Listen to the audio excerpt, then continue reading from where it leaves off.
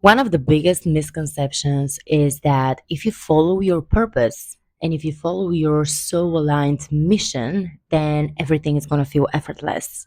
And many of us just wait until we find that purpose. We wait or overthink or overanalyze until we find that one right path that feels aligned with us to then take action, because everything else that we do, because it feels effortful, because it doesn't feel easy, because it feels like we are putting in a lot of hard work, or we must put a lot of hard work, or we must sacrifice something, then we feel like, okay, maybe that's not the aligned thing for me. Maybe there is something else I must be doing that feels aligned, and if it feels aligned, then it will be easy. But the truth is that whatever feels aligned to you, whatever your mission in life is, your purpose, your soul aligned purpose, it's not going to feel easy. It's never going to be easy. It will feel extremely fulfilling, and it's going to flow smoother than pushing at something that's absolutely not meant for you. But it's not going to be easy. And you know why? Because to actually follow your truth, to actually stay course at following what you know feels right to you, requires you to stay in integrity with your values, and it requires you to keep staying the course despite how it feels. And how it will feel, it's extremely uncomfortable, because you will be forging yourself into becoming the person who can hold that vision that you're meant to hold. And that means you will face a lot of fears. That means you'll be scared shitless. That means you're gonna have all of your self doubt and all of your shadows and all of your crap that you have stored under the surface come up so you can deal with it. That means that you risk being misunderstood. You risk people asking you, what are you doing? Like, what is that thing that you're doing again? That's like, that's not for you. That's not going to succeed. That's not going to be a thing. So you risk being misunderstood. You risk being judged. You risk friends that are not going to understand what you're doing. You risk free time, because sometimes you have to do what is responsible. And the responsible thing to do might be for you to follow that download that you get. Let's say you get a download, an inspiration, whatever you want to call it, to maybe create a video, or maybe to write a post, an article, something. You can, if you let your ego dictate what action you will take the moment you get that idea, you will most likely choose what feels easy. And what feels easy is for you to not steer the waters and get uncomfortable. Um, so, if recording a video, or getting on a sales call, or planning your future on a vision board, or creating a vision board or something, is going to steer that water, and it's going to make you uncomfortable, and it's going to uh, make you afraid, and it's gonna have you face your emotions, then most likely you will not do it. Your ego is gonna say something like, "No, now it's not the right time. It's okay. I know what I need to do, but I'm just not gonna do it now. I'm just gonna leave it for a little bit later, and now I'm gonna focus on something else that it's also important, like um, for example, perfecting my logo on my website for 500 for the 500th time, or I'm gonna just go ahead and wash the dishes, or instead I'm just gonna go and do something else, anything that is not gonna have me face my shit, pretty much. And so, no, following your purpose or following what feels aligned is actually not easy. It's responsible. It requires you to be a responsible human being. And many of us don't like responsibility, especially me. Like my whole life, I've been avoiding responsibility. I've been a rebel. A rebel? Is that how you pronounce it? A rebel. So, yeah, you can see even my tattoo on my arm says freedom. And so I have wrongly associated freedom with lack of responsibility. Now, it was a subconscious programming that I had no idea existed, but I always associated the the responsibility, or more so, yeah, the need to do something. Let's say if I want to make money, I need to do I need to actually sit down and do something. I need to actually be responsible. I need to actually budget wisely. I need to actually, okay, I don't budget, but let's say I need to be a good steward of my money. That's more aligned with my beliefs. Um, and I need to, I need to build and cultivate discipline. I need to build and cultivate skill sets that can create value in this world. If I want to create a platform where I can express myself, and I want to express myself, and I want to speak, and I want to write, I need to also build that skill of speaking, of writing, and the discipline to keep doing it until I'm not so shit anymore and I can actually do it more effortlessly. And so all of that requires us to not be lazy. And for me, that's what responsibility is, because there is always the lazy choice that you can take. And the lazy choice, as I already said, is the easiest way out, is the easiest choice you can take, which is dictated by the ego.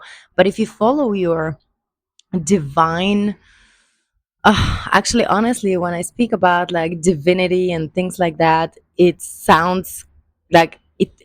I know it sounds cringe because it has cringed me out so many times before. But for the lack of better words, I am using them so you can understand what I mean.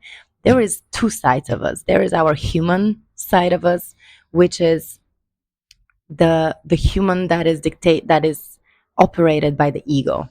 And there is the other side of us, the spiritual side of us. The spiritual side of us that can tap into something higher than our limited human. And that something higher is God, divinity, source, whatever you want to call it. And we all have access to that, but many of us are dimming down that connection by being way too preoccupied with listening to the ego. And so many times, have you had that feeling where your intuition tells you something? It tells you what feels right or what feels wrong, but then you just go ahead and don't listen to it, and then you regret it. But you knew all along what your intuition was telling you. What that's exactly that type of intuitive downloads that I'm talking about, that guide us towards the path which is for us. And the path is not going to be easy.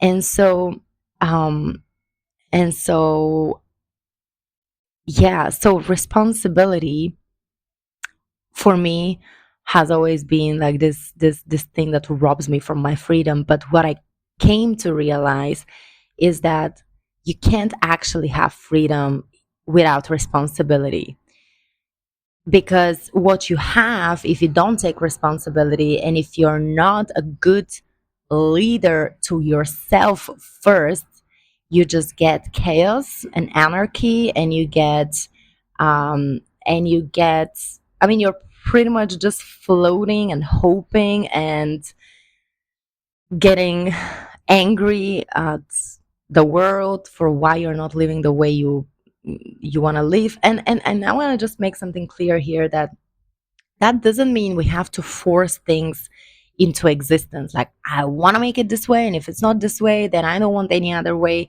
That's not my philosophy for life. I actually don't believe we should be forcing anything, but I do believe, I don't believe we should be forcing anything, because sometimes actually life has much better plans for us than we do for ourselves. And if we don't shut up and let it show us what that way is, we might never hear it. But I do believe, even though I don't believe in forcing things into existence, I do believe in manifesting things into existence with relentless action, backed by unwavering conviction that your success is inevitable. And for me, what I have come to realize all these years is that the only way to have unwavering conviction in the outcome is to be connected to something higher than you and to have faith.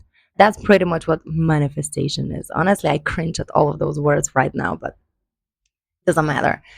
Um, Having unwavering conviction in the outcome is rooted in faith. It's rooted in faith. But again, like I don't want us to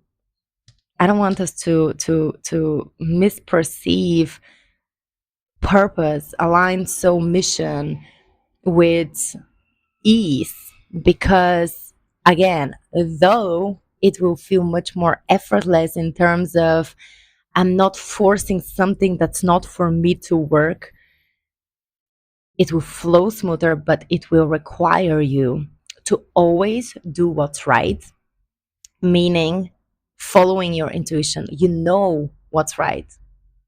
You know what's right. You know what you need to do. You have the download. Like, you don't pretend that you don't know. That's what responsibility for me is. Responsibility for me is don't pretend you don't know what you need to do. You know what you need to do. You're just choosing not to.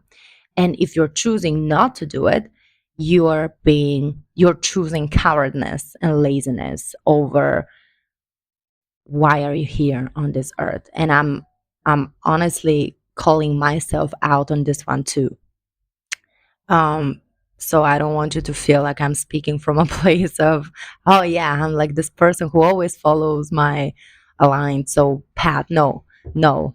I'm saying all of the stuff I'm saying right now because I have been consistently betraying my truth, consistently betraying myself. And I think from all of the betrayals one can experience in life, this is the most painful one of them all, the betrayal of yourself, the betrayal of your own integrity, the betrayal of your own truth, and the betrayal of your own potential, the betrayal of, it's almost like it's almost like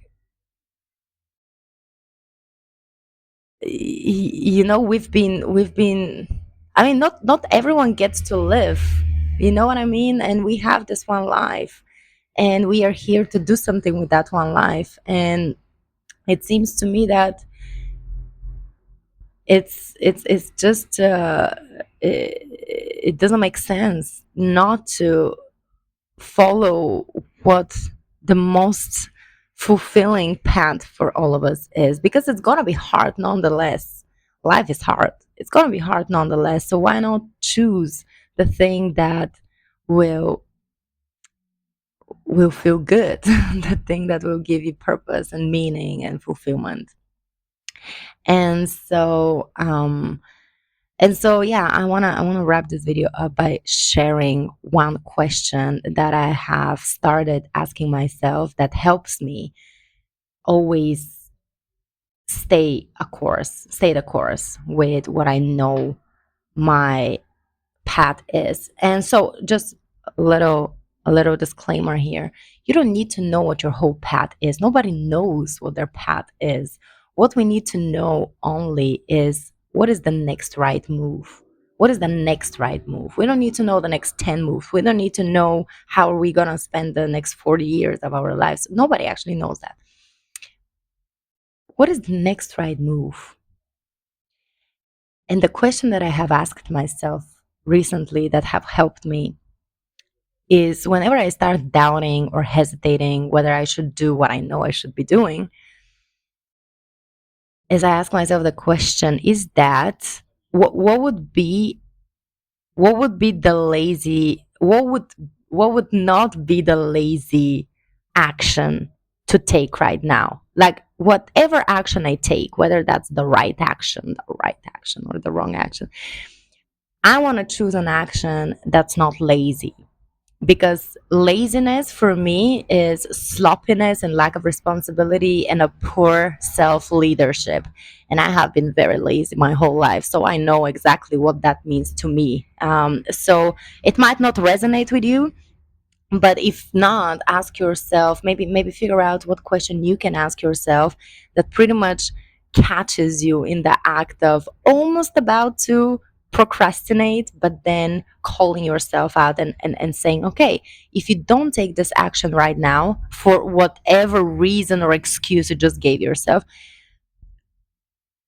what other action I can take that is not easier, that is actually not a lazy one? It still requires me to face my fears and to be a little uncomfortable and to move the needle forward.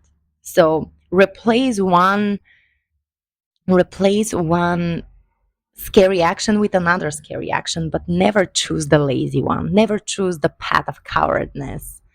I mean, never is a big word. We all choose the path of cowardness every now and then because it's scary. It's scary. Um, but we can do it. I believe.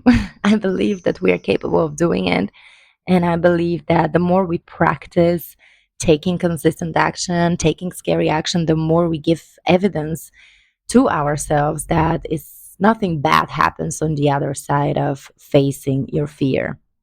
Actually, you start building more confidence to start taking more and more scary actions because you realize that nothing bad happens on the other side. Anyway, I hope that was helpful. If it was, please let me know. Thank you for watching, and I will see you in the next one. Have a good day.